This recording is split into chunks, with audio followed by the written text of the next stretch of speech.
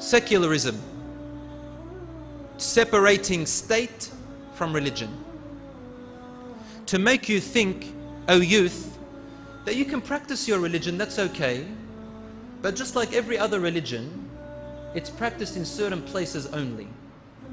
Inside the mosque, inside the church, inside the monasteries, inside the temples, but outside, different story.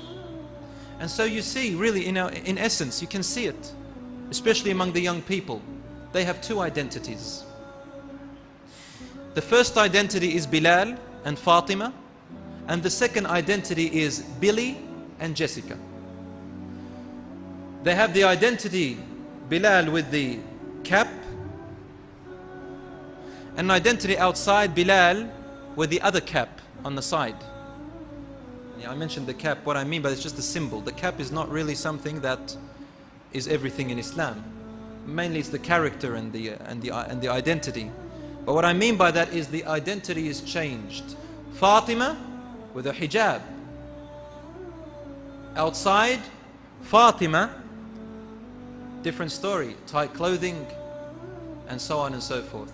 The whole perception is changed. Embarrassed to show their deen, as though it's just inside. At work I'm another person, at home I'm another person. In the masjid I'm religious, out in the street I'm something else.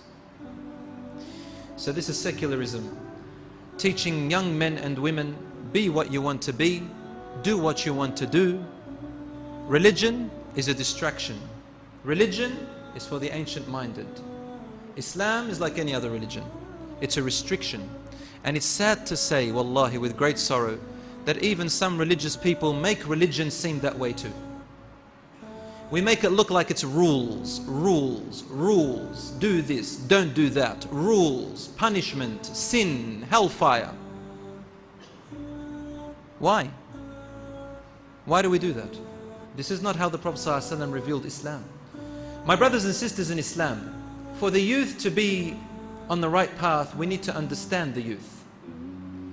Number one, a teenager has hormonal overdrive. Their hormones are all over the place. Number two, scientifically proven, the frontal lobe of the teenager has not fully developed yet. Do you know what the frontal lobe does? The frontal lobe is responsible for reasoning, decision making, and solving problems. In a research by the National Institute of Mental Health and University of California, they said that the development of the frontal lobe occurs from the age of 4 years old to the age of 21 years of age. So this teenager, he or she reaches puberty at 11, 12 or 13, and their bodies grow, their hormones grow, their temptation and lustful appetites grow, but the frontal lobe responsible for analyzing, reasoning, and making decisions and problem solving is yet to grow. So we must understand that factor in the teenagers and be tender and careful in how we teach them.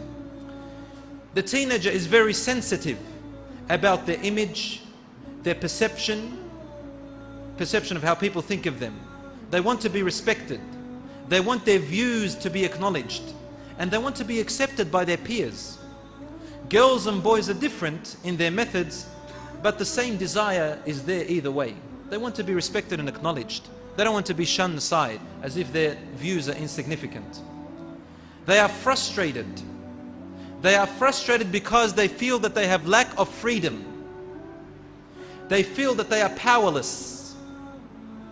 They feel that they want to be independent, girls and boys. We need to understand this factor, brothers and sisters, before we begin to penalize them and punish them and put them down or anything like that.